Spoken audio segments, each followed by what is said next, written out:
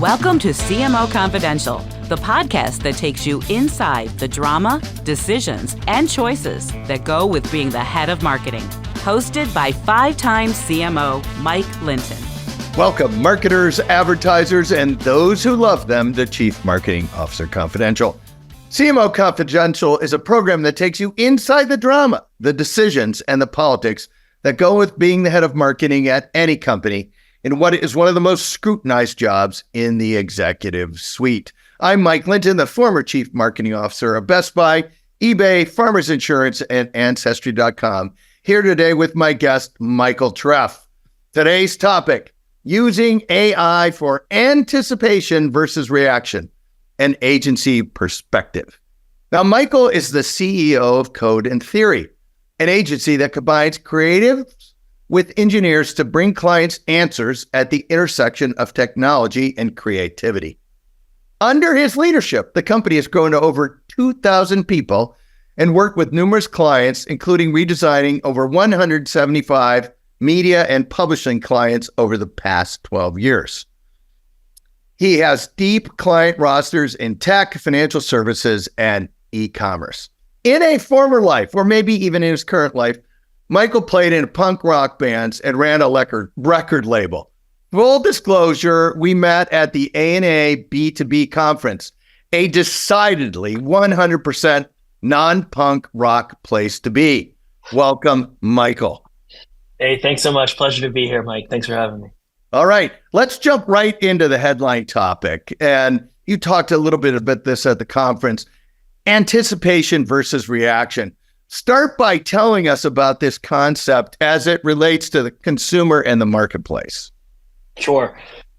So for years and years and years, it has been all about how can we gather as much information as possible? How can we learn about our customers? How can we react to them as in the moment and as fast as you can humanly do so that you are there meeting your customer where they are and reacting to their every need? And for a very long time, that was the best you could do. Technology wasn't in a place where you could do anything more than that. You hoped you had a great data strategy, and hopefully, your decision tree around personalization was such that it really worked. You do tons of consumer research and ask them, what about this? But yeah, that's what you have. 1,000%, exactly. So that's all well and good, but it's 2024. And the technology is completely different today than it has been prior. And we can do more than just react, which is a historical event. Any type of reaction is by default reacting to something that already happened. But when behavior changes, when needs change, when people change, when humans change, we need to do more than that. And so given where technology is today, and certainly with AI, and we'll get into that in a little bit, we should be thinking about how we can anticipate what people may need in the future. And that's much more than just a decision tree based on past performance. And so what we spend a lot of time doing is thinking about how can we build systems that maybe bring experiences, content, products, services, whatever it may be, to people anticipating they may need that, not necessarily reacting to a signal that they do need that. And that's the difference. So let's drill into that a little bit, because one of the things that you always were looking at, or at least, before you had AI, was you could predict versus react. Yeah. But you're saying there's a difference between anticipation and prediction. Like when Netflix predicts I'm going to like something.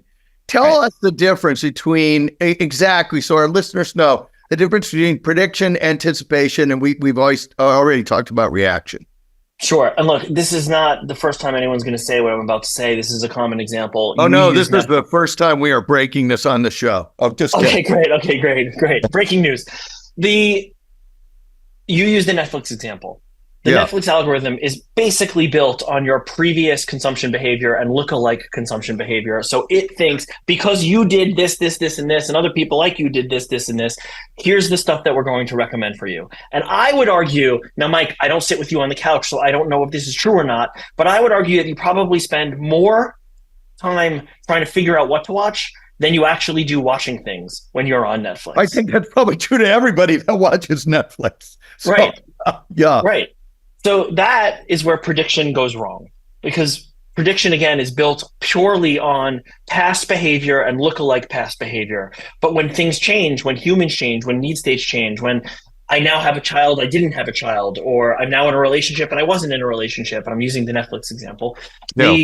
The anticipatory nature to understand what those changes might be, to pick up on different types of signals, to maybe present things that were outside of historical behavior, or to say, factor X, Y, and Z has changed over the past 3 months. So now I'm going to move forward with introducing new variables A, B, and C. That is more around anticipation. And so the best trigger for anticipation isn't necessarily past behavior, though that's part of it, and prediction can continue to be perfected.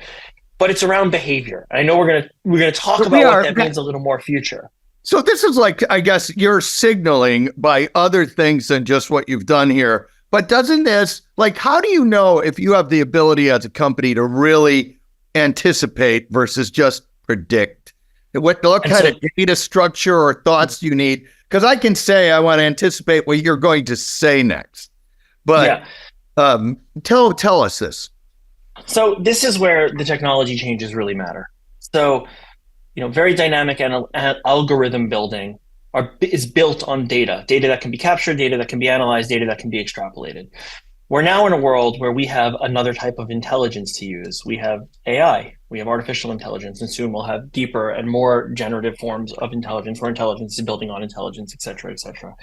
So when we think about how do we know what I might want or my future need state, et cetera, we don't. The point is we don't, but we're using intelligence that used to just be able to export something predictive to now export something that is a bit more thoughtful in what you might want, because it's based on not necessarily what you've done in the past, but it's based on the signals that you're sending it to know. And so part of that is, to your point, should your data be in order? Of course, your data needs to be in order. You need to start anything, whether it's the right algorithm, recommendation engines, anything predictive, or even anything anticipatory in the future, with getting your data in right. And I would argue, and certainly you have a good view of this, most organizations don't really place a premium on structuring and using the data. They place a really high premium on collecting the data. And oftentimes that leads to non-decision, or that leads to an overwhelming amount of data that I can't parse and use in any sort of intelligent way to drive business results. However, in this case, and the smart organizations are starting to think about, okay, what data do I have? What data can I create that's synthetic using AI?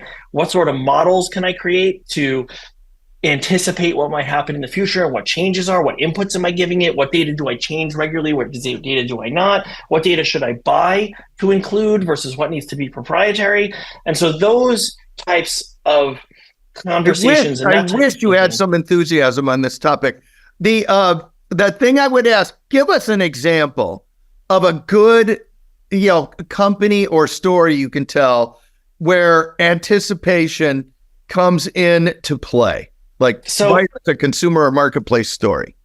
I just want to be very clear. I don't think anyone is doing this very well. Okay. And I do think that a lot of the e-commerce engines and the content recommendation engines have the opportunity to get there first and foremost. But I'll give you a really good example of possibility. Excellent. Because I think that's what this is about. Like, if I may, for 1 second, of course, I'll come back to it. The most of the conversation that everyone has today, and look, you're in these conversations, I'm in these conversations around AI and the use of emerging technology to really drive business results, they really fall into two buckets. They fall into, how can I save money, efficiency, operational efficiency, cost savings, whatever it may be, or they come into, how can I enable it to do more of what I'm already doing today? So scale, right? It's one of those two conversations. I've been in thousands of them. Very rarely am I in a conversation around AI that's, hey, what experiences could we create for people now today using a new type of intelligence built on the right data that we can now create something new? So I just want to start with, that's why I don't think anyone is doing this very well. I think this is the next frontier. And the way the next frontier expresses is not necessarily in a recommendation, but in a completely different experience or a completely different product or in something super ephemeral that was existed in that moment, a piece of content, maybe a product, maybe a service that was specific to you and your situation and maybe what you're looking to do and accomplish. So let's now come back to a real example. Yeah. Travel. Knock yourself out. And you use super ephemeral or whatever word you just used. That's never been used on the show before. So excellent. I mean, breaking new ground. Great. Travel. The entire travel industry today it falls into, I've built an experience where you have to fill out forms like you're doing taxes Yeah. to basically get the results that I want. And I have to play with facets and filters, and I have to like make sure all my criteria is right. And then I'm frustrated because the comparison tools are terrible. I always feel like I'm not, getting the appropriate amount of information or choice in front of me. So I go into 16 different sites before I make a booking, unless I'm a super loyalist to a particular brand in a particular category, in which case I feel locked in. And it's really, really directional. It's very one directional. And that's just not human behavior. And then sometimes I don't even know that I want to book something. I don't even know that I'm in the mood to travel. I'm not even thinking about that. I'm just having a crappy day. And then we have a whole industry built around trying to create content to get you into that mood, right? Which hopefully it works or hopefully it doesn't.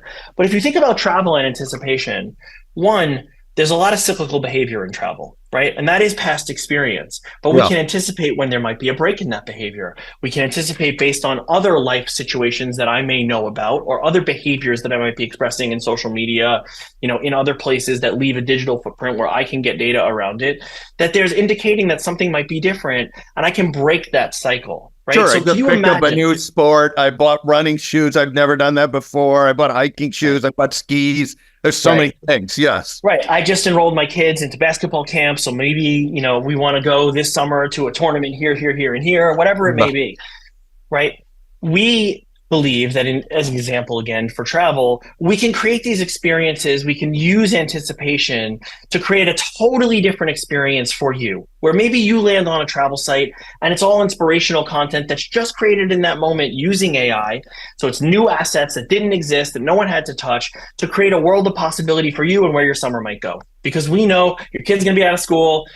We know that you don't have any real commitments because of your calendar that maybe you gave me access to, until the fall. We know that you've already planned to take a week off of work. And so now we're going to give you all these new possibilities because we're anticipating that maybe even if you aren't looking, you might want to do something moving forward. If we can just give you the right experience, the right content, the right options, you might be able to book that. Now think about that across other industries. Yeah, this is what you mean when you say, what you said at the conference, what really caught my attention is behavior is the ultimate prompt. That's what you're really saying here, right? That's exactly right. And thank you for bringing that up. So I come from product development background in part. And one of the things you learn in product development is that what people say and what people actually do are completely different things. So when you do focus groups and you do research around how you're going to use this product. What if you had a product that did this, and this? And like, what kind of features would you want in that product? And how do you imagine using it? And what's the frequency? You get all this answers, you analyze it, and you're like, okay, this is what people said they're going to do. And then you launch a beta. And then you're sitting in that beta and you have analytics and you're tracking things. And people do nothing that they said they were going to do. In fact, they use it totally differently, right? So we have always believed that if you look at what people actually do, not what people say, if you look at the way they navigate situations, the way they navigate, the world of digital, the way they consume products and services, the way they engage with content, and you put that on top of understanding of need states, understandings of products and services that you could offer people, that's what behavior is the ultimate prompt means. It means getting past the data that doesn't indicate what humans actually do and going right to what they actually have done or are intending to do that they're unable to, and building solutions for that. I don't know if you can answer this question because I don't know if you can expose any of the client stuff you've done, but is there an example you've done here that you can share with us or not? There are. I mean, there are historical examples. I can't get into like some of the current ones, obviously. It's all right. I'll take a historical one. You can. Okay. I'm going to give you a historical one. We've done a lot of work in publishing. You mentioned that in the beginning. And one thing that we saw when people were on publishing sites, like this is back in the day, like what I'm about to say is going to be very familiar to everybody listening to this. We found in the data of what people do, significant drop off at the end of an article if a user didn't like the 3 articles that were recommended at the bottom of the page, right? Like this feels common. You remember this. And we said, there's probably a reason, and it's probably not because they don't like those articles. It's probably because we're forcing them to make a choice. And sometimes people don't just want to choose. They just want to keep going. And modern social media was built on this, right? Like how many modern social media feeds, you're not making a choice. You're just going. Right. So in publishing, that didn't exist. So when you look at the behavior as the prompt. The behavior was, I want to keep consuming things. I just don't want to have to make a choice. Just keep it coming. Right. And so we did, and this is a long time ago. I think we were the first company to do it, but like, you could fact check that. Jeff, can you fact check that, please, when you're going through this? We decided to just take away that barrier and just roll one page into the next page. And now all of a sudden the whole internet's endless scroll. You're going piece of content into piece of content into piece of content, and the social media feeds are built. That's how modern publishers are built. And what happened? Pages per visit went up, time on site went up, ads exposed went up, revenue went up. The value was there to me.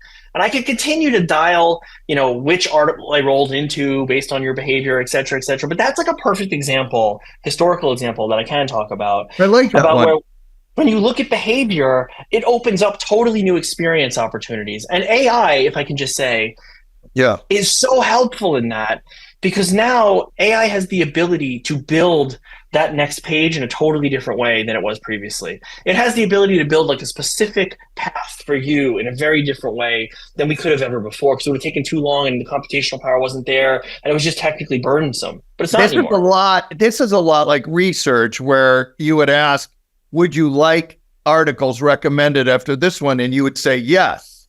And then you would say, would you like 3, 1, or 5? And they would say 3. You knew they were going to pick 3. But exactly. That is a really good example. Let's shift and write we got a lot of marketers and agency people in our audience here. Write them into the story. How should they be thinking about this now? I mean, everyone's talking about AI transformation. Lord knows we've done a lot of shows on it. What should they start doing now to get ready for this age of anticipation? So look, and not to be redundant, but we talked about it earlier. All the conversations are about efficiencies or scale. And sure, that's the low-hanging fruit. But if we step back, there's like a New York Times article about this recently. Billions and billions of dollars, if not, more than that, has been spent on AI. And marketers and organizations spending all this money on new technology, on consultants, on fancy plans, on roadmaps. A lot of consultants make a lot of consultants. Like Accenture's having a great year, right? Like they are. We get it. But if I could ask you, Mike, just a quick question. Has AI impacted your daily life in any way whatsoever, or any experiences that you have in the world? Honestly, we use it to write actually our newsletter. And we use it to do some research, but and I use it to make funny pictures that I send to people, but not hugely. Yes, exactly. So you're actually hitting the point. You're using it as a scale and efficiency play, and it's doing something faster and easier for you than you could have done it before. And I get that, and everyone gets that. So obviously, in an economically constrained universe where everyone is trying to cut costs, regardless of what the economy is doing. Everyone is trying to cut costs. Everyone wants to be more efficient. Everybody has a lot more scrutiny, especially in the CMO seat, for all the CMOs listening to this. On every dollar that you spend and what's the ROI against it, of course, the first knee-jerk reaction is, how can I save money? How can I do with this? Well, and it's a great way to get a good mark. You get a good mark for using it, and then you can explore it. So I do think it also, you can control that test. And you 100%. Don't have to promise something you can't deliver. But 100%. It's a safe play too, because let's be honest. Like, it is safe. When you go to the CEO or the CFO and you say, I'm going to reduce our burden, by 15% using AI, and let's assume all the legal issues and the IP control issues, let's just ignore that for a second. That's going to get worked out, right? Or it's in the software, like, companies like Adobe who, will indemnify, like all that stuff works. Of course, that's the knee jerk, but that doesn't get us anywhere. It really doesn't. If you think about my question to you about, has it really impacted your life in any significant way for the amount of money that's being invested into it? The answer is still no. And it's because we're not focusing on what it can do as a business enabler. We're not looking at it for like, what experiences can it create for you in new different ways? What products and services can it create that makes people want to spend more money because there's real value exchange with your company, right? So that is, I think, the biggest miss, and the advice that I constantly give our clients and I constantly push our teams on, which is, can we stop looking at it as an efficiency and cost reduction play? And can we start looking at it as a creative enabler? And it's the easiest place to plug this into customer service because the interface is so repeatable? Or when I start looking at experiences, one of the things is that customer service, particularly high volume customer service, it's a lot of repeatable. I can customize it. AI can think for me. Is that a good place to start? And if so, how do you recommend? And then what other places are good places to start? Okay, great question. So if I'm internet service provider, mobile service provider, X or Y, and I have a massive cost center in customer service, and that could be handled through automation and AI and bot or voice environments, faster, more efficiently, more controlled, and I can really dial a model to be able to understand the nuance of a person and what they may need, and when I also need to abandon them to a different tier of service with potentially humans. Of course you should.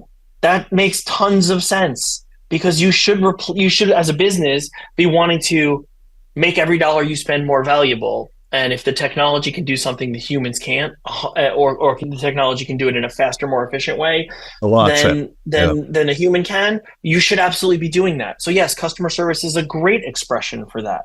And yes, how do you start about it? You analyze the customer service use cases. You look at actual behavior. You look at how people engage. You look at, the pie chart of your call volume and, what you can solve in an automated way and what you can't. And you make those calculations and you do that change management. No question.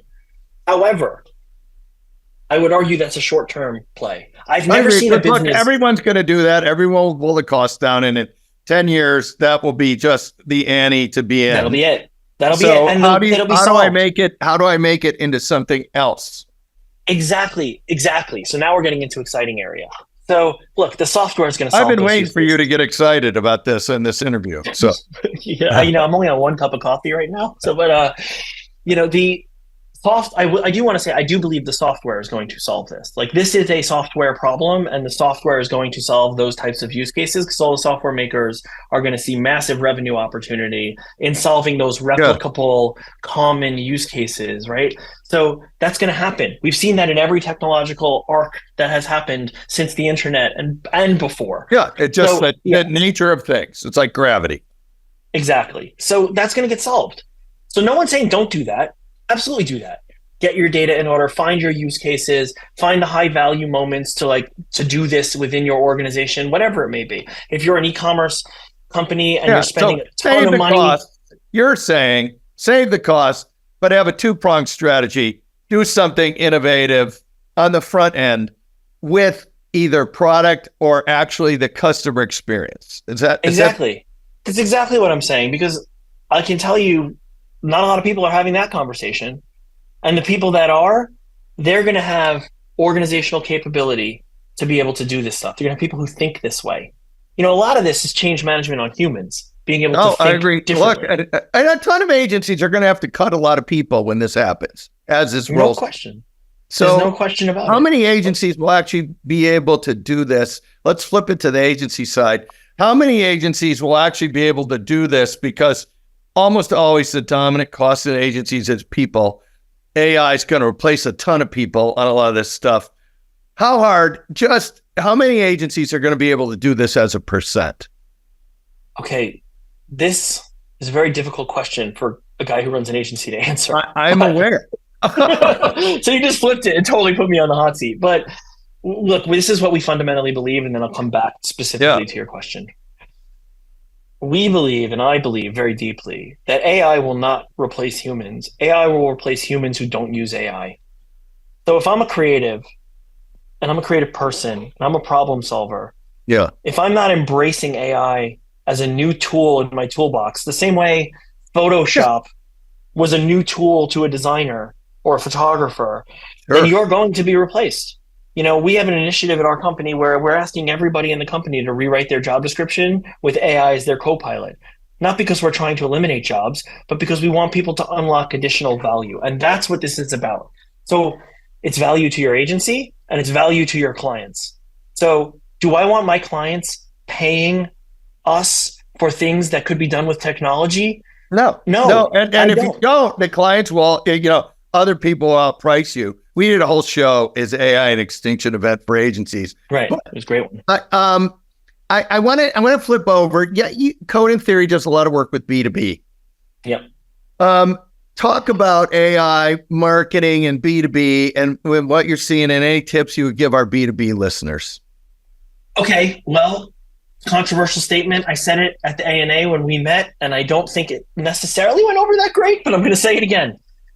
I believe that putting a delineation of B2B on top of marketing to do business to business marketing is the worst possible thing you can do, because you've just put a box around the creativity. And guess what? Humans don't think that way. No one self-identifies as like a B2B customer. They're humans at the end of the day.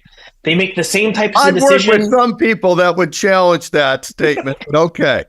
To be nameless, to remain nameless. Yes.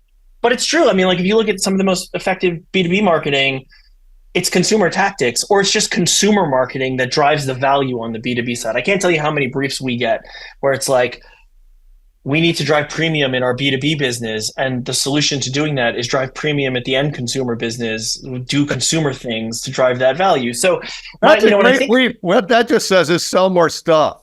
Well, yeah, I mean, ultimately that's everyone's job, right? So, but we believe that fundamentally. So when I think about B2B as a category, to us, it's the same sort of rubric and framework of approach. You want to really think about your customers. You want to know them in the most impactful way that you can. And a lot of what we've talked about in the past half hour is about that. It's, understanding their behaviors, understanding what they might need. And then you want to solve problems for them. I mean, the most effective B2B marketing, because it is different, the cycles are different, the buyers are different. Oftentimes the decision tree around it is different. There's different kinds of scrutiny. These can be very, very large contracts. They can be very, very small contracts. It really depends on the category, but solving problems for your intended customer never goes wrong, right? So what are the friction points? How can I help them? If I have a customer on the B2B side, how many B2B marketers think about this? If you could do better sales enablement for your direct customer to sell within their organization, you could probably do a lot. We hear this all the time, especially in financial services where there's an intermediary. What's an example of this, just so everyone can follow along in this? Tell me exactly in a financial services, you don't have to name the financial services company, but the selling process you're talking about. Give me I'll give you an example. Let's say I sell insurance products, right? I'm an insurance company. And let's say that I have a 50-50 mix of kind of internal sales agents who work for my company. Yeah. And then I have, a series of 50% of my sales staff or third-party independent contractors who are selling our product. Yeah. If I could create a tool for either side of that packages better content, better materials, easier information, better to understand in the format that their end customers want more efficiently. So if I'm, a freelance third party selling an insurance product, then I could say, I could go into a tool. I have a customer that cares about this. They love video. They read nothing. This is their big concern. Can you put together something for me? And I could get back a 2-minute video with a bunch of supplementary materials that could solve that person's problem, versus someone internally in my organization who says, this is a huge procurement organization. I need 16 layers of checks and background and information and facts and figures on X, Y, and Z. Can you put that together in a package for me? And you could use something like AI to create the video in the former or the package in the latter. And I had no human burden on doing that. That's real sales enablement. And so that's what I mean by looking for ways to solve problem for the end consumer, and then looking at your organization for better ways to be able to deliver that.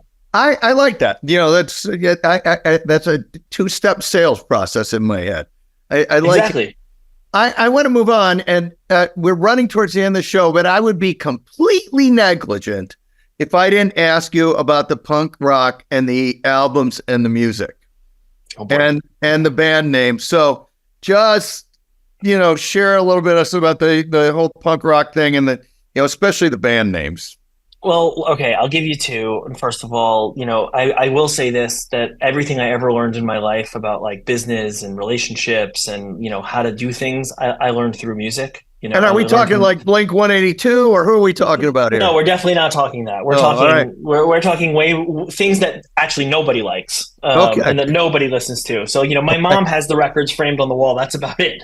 But when I was in high school, I was in a band called Closure. It was a very fun band, very screamy, very heavy, hardcore band from Long Island, New York. And then later in life, I was in a band for a short time called Baby Teeth until we got sued and had to change our name. And that was much more straight ahead rock and roll. Yeah.